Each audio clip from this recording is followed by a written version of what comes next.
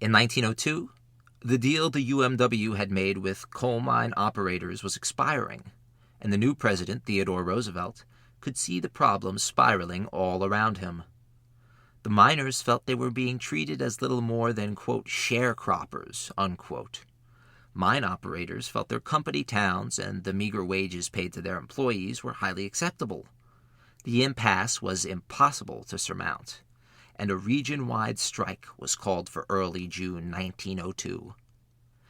Theodore Roosevelt was, for his part, not anti-union. He famously said, quote, "I strongly favor labor unions. If I were a wage worker in a big city, I should certainly join one," unquote. Unfortunately, Roosevelt's pro-union feeling extended only as far as he liked that specific union's president or message. Regardless, as the Great Anthracite Strike of 1902 began, coal and railroad operators doubled down on their anti-union sentiment. They refused to even acknowledge the union's existence. As the coal strike wore on, both sides continued to stonewall each other. The public stepped in and demanded arbitration.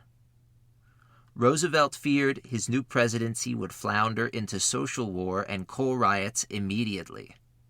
In a truly historic move, he called both sides to a meeting. The government and Roosevelt could no longer sit idly by and watch the country collapse and coal prices skyrocket. Mitchell was shocked that organized labor was being given a seat at the table in negotiations at all. He said he'd put 125,000 miners back to work immediately if coal operators simply allowed Roosevelt to decide terms. George F. Bayer, president of the Reading, Pennsylvania Railroad, would have none of it. He advised the president to, quote, "put federal troops in the field," unquote. Bayer's contemptuous attitude toward unions was on full display. He would not even acknowledge Mitchell's presence in the room.